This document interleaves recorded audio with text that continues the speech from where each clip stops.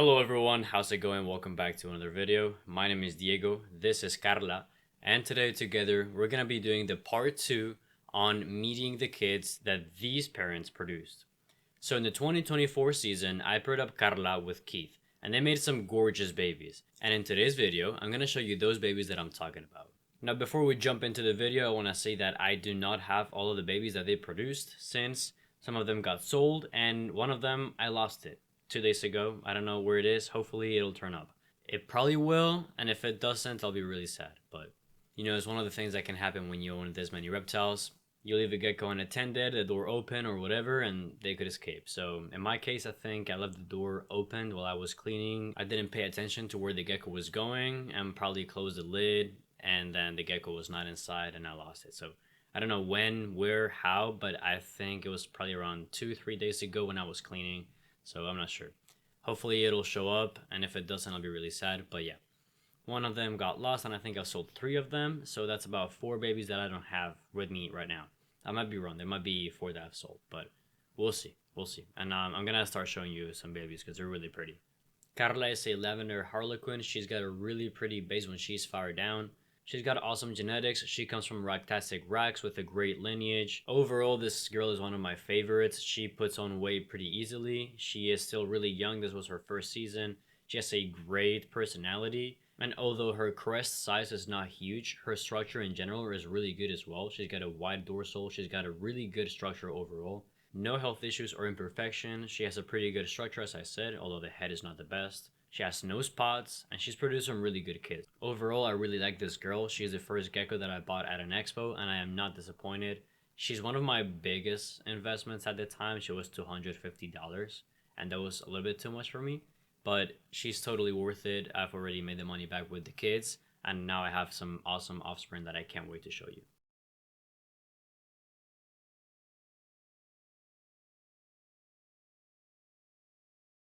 This is Kika 1. She is actually getting pretty big. She's probably my favorite out of all of the 10 kids that they had this season. She has the perfect balance that a tricolor should have in my opinion. She's got a gorgeous black base, a really nice orange patterning with tangerine, and then the white patterning. I really like how vertical this girl's pattern is, where you see stripes coming down and up rather than horizontally. I have a personal preference for vertical patterning when it comes to some geckos, although there's some exceptions, like I like phantom lilywhite's, which are more horizontal, but in general, I really like tricolors because of how stripy they are, kind of like tiger looking.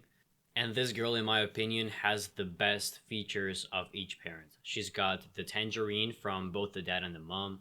She's got the good structure from both the mom and the dad as well. She's got some really good quality orange patterning and white patterning, and she's also putting on weight like a beast. She's 7 months and a half, and she is 26.5 grams. I'm not power feeding her. I only feed bugs maybe like once a week.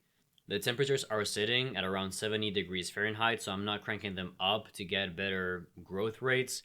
I'm just feeding her like a normal crested gecko, and she's eating like crazy. Like usually I feed them crickets and then offer the crested gecko diet that same night. This girl eats both the bugs and the crested gecko diet, so she's an absolute tank for her age. This girl is definitely a holdback. I've taken her to a few expos and shown her around. People are usually a little bit jealous of me because I produced this girl, really pretty. And it didn't really take me that much money to produce this girl. The mom was $250 and the dad was a really good deal from Risa's Reptiles, and it was $100. But she was getting out of the hobby, so it's a different story. But the dad would have probably been worth around $300 at the time for that quality and that size. This is Kika 2. She is a clutch mate to Kika 1. I got lucky. They're both females and they're both really pretty. In my opinion, Kika 1 is a little bit better. She's growing faster and she has a better quality of patterning. Kika 2 is also a tricolor, but she is not as vertical as I would like her to be. Her white patterning is more horizontal and it's more staying down rather than going up, which I don't like as much, but she does have the potential to create tricolors as well. She's also not really symmetric. One of her sides is more vertical and the other side is more horizontal, so I don't know, it's kind of weird. I don't dislike it. I'm gonna keep her as well as a holdback, but she's not worth as much as Kika 1 in my opinion. I haven't weighed her, but she's probably around 20 grams, maybe 21, 22. And she's obviously the same age as Kika 1, but she's also a great eater, and I think she's getting a better head structure than Kika 1, which I'm kind of mad about because I want Kika 1 to have everything, but it's fine. It's not gonna be a huge difference once they get to adulthood. I'm pretty sure about that. They both have pretty good structure in general, but I think Kika 2 is winning for now in structure. Kika 3 is an extreme Harlequin that I sold too early. I wish I hadn't. It's probably developing really nicely and it's probably really pretty right now. I wish that there was a way that I could go and check on the geckos, see how they're doing, see how they're developing, but unfortunately I sold her or him at an expo. It was a local expo, so maybe I can get to see the guy one day and ask how the gecko is doing.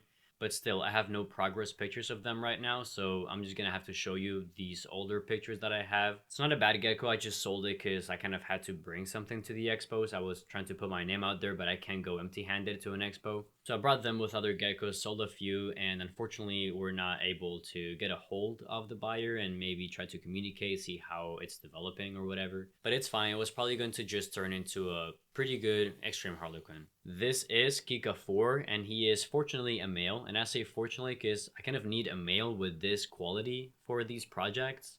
And this guy is just that. He is an awesome tricolor with some really good tangerine. This guy's orange is probably the best quality out of all of its siblings, and I'm really excited to see how it's going to develop. I don't think the pattern quality is as good as Kika 1, but it is getting really close to that. This guy is also a holdback, so out of 4 that I've hatched, already 3 are holdbacks. Yeah, I'm just like that. I like these geckos, they're really nice. But yeah, this guy is also a holdback. I'm thinking of pairing him to maybe a Lily White Sable Tangerine Tricolor. It would be really cool. I have one coming from Korea soon.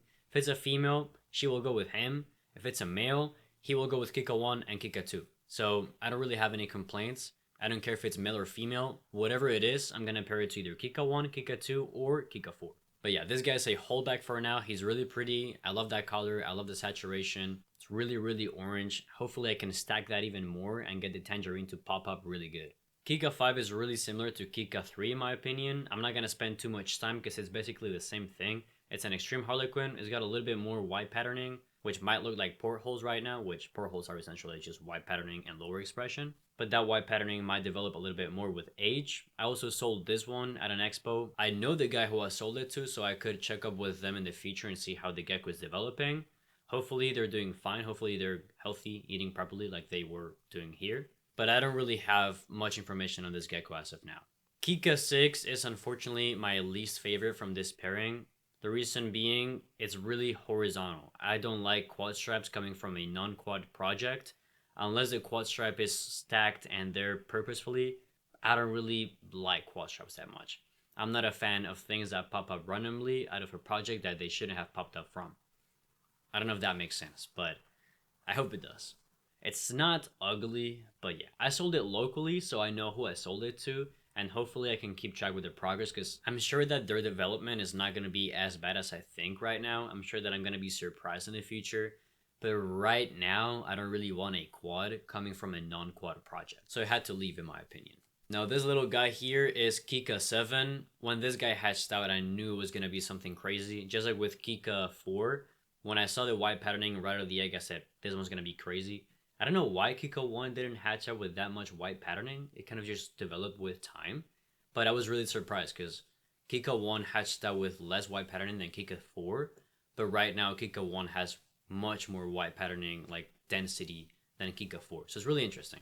But this guy's white patterning is super dense. I'm really excited to see this one grow. I think it's going to be an absolute beauty of a gecko. When it fires up, it's got some really tangerine colors going on as well. This guy has pores visible, so I don't really need 2 males for this project. So I'm either going to let go Kika 4 or Kika 7, which is this guy. So when I let this guy go, it's going to be a stunner. And I'm going to say this as simply as I can. This guy's not going to be cheap when I sell him. He's got some really cool white patterning and tangerine. So if I sell him, he's not going to be cheap. But he's going to be totally worth it for any project that you have in mind for tricolors or extreme Harlequins. Kika 7's clutch mate is Kika 8. And she, or I think it's a she because she has no pores, but the clutch mate does. But yeah, I'm going to call it she, but it might change in the future. But she is also really pretty. She is not as vertical as Kika 1 or Kika 4. She doesn't have as much white patterning as Kika 7 does. But she is also a tricolor with some really good tangerine going on. I'm pretty sure that I'm gonna let this girl go. She's not the best of the best, but she's pretty good for a tricolor project. So She might be listed for maybe 150 to 250 depending on the size, age, and where I sell her. A small expo might be cheaper than a bigger expo. Online it might be cheaper. At an auction it might be cheaper. So I don't know, but it's probably going to be around the 150 to $250 range. I have some people already interested in her. I'm not letting her go just yet. I want her to develop a little bit more so that I can make a decision on price and whether I'm going to let her go or not. But I'm pretty sure that I'm going to let her go. And the price is going to be that $150 to $250. If I sell her when she's an adult, she might be $350. But I'm thinking of selling her before she hits 15 grams. Kika 9 reminds me a lot of their mom, Carla. Just because of the base, she doesn't really fire up almost at all. This gecko's firing up point is almost lavender, and the firing down point is a really light lavender. As a baby right now, it's kind of got like some greenish tones, which is kind of weird, but I think it'll clear up a little bit when it becomes an adult. It's got a cool dashed pin. It's nothing really crazy, but I'm probably gonna let this one go maybe 125 bucks. I don't know if it's male or female right now, so it will change. The price will definitely change in the future as I determine sex, age, morph a little bit better. But right now, I think I'm gonna let this one go. Maybe not, but yeah, it's nothing crazy. Just a Harlequin lavender base. And then finally, we have the Clutchmate, which is the one that I lost. A 2-month-old baby, maybe. So tiny, tiny, tiny guy. And I lost it. So I'm really hoping that it shows up at some point. I really do. He is a red extreme Harlequin. It's the only one that I've hatched. And I really wanted to produce one out of this pairing because I thought that they both were heads for red, just because a lot of geckos are heads for red. And I really wanted to see a Harlequin coming out of this project, and hopefully a red tricolor extreme coming out of this project. I don't think this one was going to turn out to be a tricolor, but you can already see that the patterning is really extreme. So I was really excited to see this one grow. I hope that when I find it, it's not mummified and dead. I hope that it's alive and has found, I don't know, some ants or spiders or something to be alive and grow a little bit. But hopefully I find it healthy soon. And if I don't, I'm really going to be sad because I was really excited for this one to grow. I was trying to hand feed it the other day and I'm looking like everywhere. I see that the food is intact and it was a pretty good eater. And like, I know this one's not here. And I kept looking, but it wasn't there anymore. Yeah, I put some live traps. Like I put some fruit in there with a circle of flour to see if it goes around it or something. And if it steps on it, I might see it. I also put some random food dishes with Repashy Crested Gecko diet around the house. See if any gets any licks. I don't know. It's been only a few days. I've had a gecko be lost for a whole month and come back pretty much intact. But it was not a baby, which is my main concern. But this one's really pretty. I really hope that it makes it back home safe. So if you see him around, please call. Blah, blah, blah. I don't know. I'm kidding. But yeah, he's lost. I hope he comes back. But yeah. So that's pretty much it. Alright guys, that is all I have for today. I hope this video was useful, and if it was, please like, comment, subscribe, and I'll see you in the next video. Bye.